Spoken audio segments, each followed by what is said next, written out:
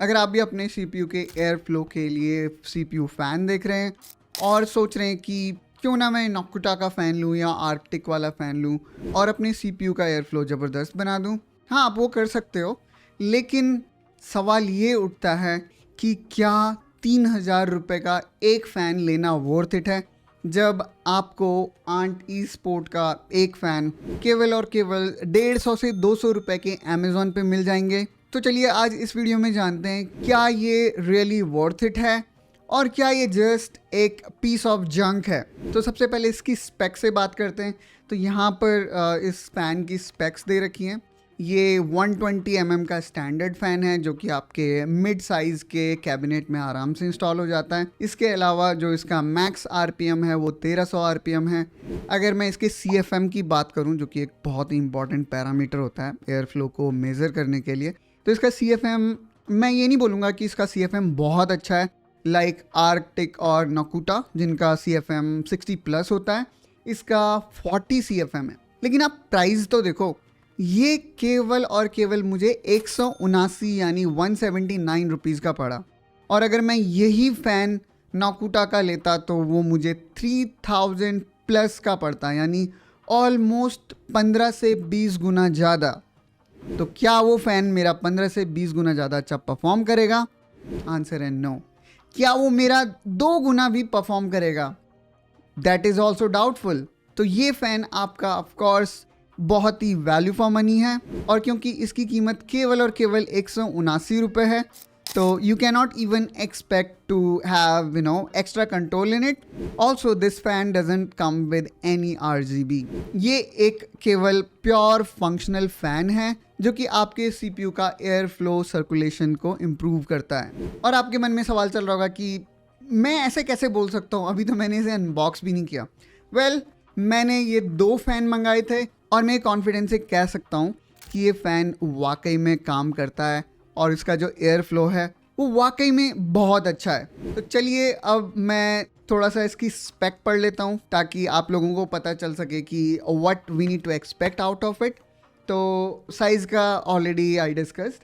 ये 120 mm का standard fan है जो कि आपका किसी भी मिड टावर CPU कैबिनेट में इंस्टॉल हो जाएगा। उसके बाद में इसका जो फ़ैन स्पीड है वो है 1300 RPM, जो कि मैं बोलूँगा ठीक ठाक है। 1300 RPM की जो फ़ैन स्पीड होती है उसमें इतना ज़्यादा साउंड नहीं आता है अगर हम कंपेयर करें जो हाई RPM फ़ैन होते हैं उनसे। सेकेंडली जो इसका फ़ैन का एयर फ्लो है वो भी ठीक ठाक है। मैं नहीं बोलूँगा कि ये बहुत ही ज़्यादा अच्छा है, ये एवरेज है। लेकिन अगेन एज आई एक्सप्लेन्ड, आपको ये फ़ैन केवल और केवल 179 रुपीज़ में मिल रहा है और ये आपको दे रहा है 40 CFM का एयर फ्लो। जबकि फॉर एग्जांपल नोक्टुआ का जो फ़ैन आपको मिलता है वो मिलता है 3,500 का, और जो उसका CFM होता है वो जस्ट 1.5 गुना होता है, यानी 60 to 70 के बीच में होता है। बस उतना ही होता है।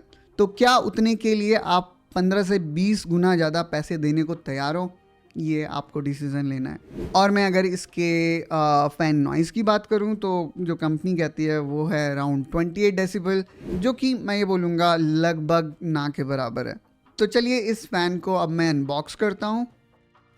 और एक और चीज़ मैं बोलना चाहूँगा, आपको हो सकता है इससे और भी सस्ते सस्ते फ़ैन मिल जाएंगे, लेकिन एटलीस्ट आप इससे थोड़ा सा ऊपर की ही क्वालिटी को लेना, क्योंकि इससे नीचे की क्वालिटी को लोगे तो क्या प्रॉब्लम आएगी ना। पहले तो आवाज़ ज़्यादा आ सकती है, दूसरा कूलिंग उतनी अच्छी नहीं होगी उसकी, और तीसरा वो ख़राब भी जल्दी हो सकता है। ठीक है, तो ये यहाँ पे आप देख सकते हो आंट ई स्पोर्ट का स्टैंडर्ड फ़ैन है और इसके साथ में कोई भी RGB नहीं आती।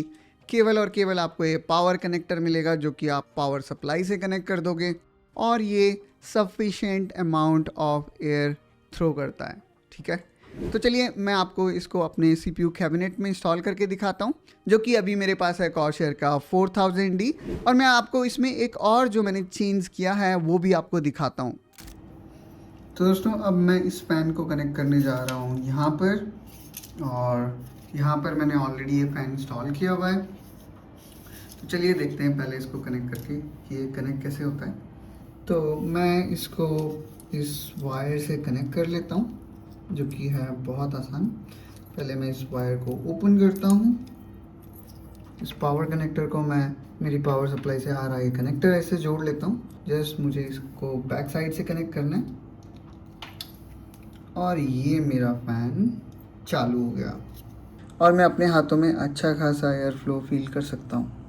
अब यहाँ पे जो मैंने अपना कैबिनेट है पूरा खोल के रखा हुआ है और रीज़न ये था कि मुझे ये फ़ैन इसमें इंस्टॉल करना था। तो चलिए अब इसको इस फ़ैन को इसमें इंस्टॉल कर लेते हैं, जो कि बहुत ही इजी होगा। और इसके लिए आपको इसके साथ में आए हुए बोल्ट्स चाहिए होंगे, तो आपको ये बोल्ट्स ले लेने और बस इसको ईज़िली आपको इंस्टॉल कर लेना है।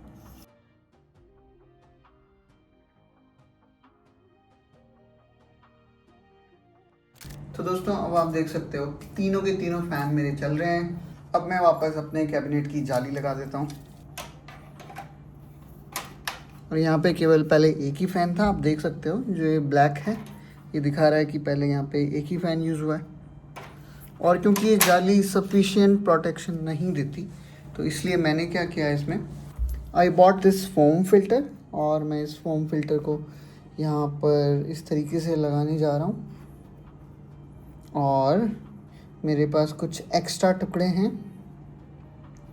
वो मेरे इस तरीके से पूरे के पूरे एरिया को कवर करेंगे। और अब आप बोलोगे कि इससे तो हवा का फ्लो रुक जाएगा। हाँ, इससे बिल्कुल हवा का फ्लो रुक जाएगा और रिस्ट्रिक्शन बढ़ जाएगा, लेकिन पहले मेरे पास केवल एक ही फ़ैन हुआ करता था। जो मैंने 2 फ़ैन हैं वो इसीलिए इसमें लगाए हैं ताकि जो मेरे हवा का रिस्ट्रिक्शन बढ़ा है उसको वो कंपनसेट कर पाए। तो अब मैं इसको पूरी तरह से क्लोज़ कर लेता हूँ और इस तरीके से मेरा ये सेटअप कंप्लीट हुआ। तो आपको एक वीडियो कैसी लगी कमेंट सेक्शन में आप मुझे ज़रूर बताना। अगर आपका इस एयर फैन को लेकर कोई भी क्वेश्चन है please let me know in comment down below. I will definitely try to answer your question as soon as possible. Also do subscribe to NeGI Tech to follow us along for more such tutorial. Till then you take care and bye bye.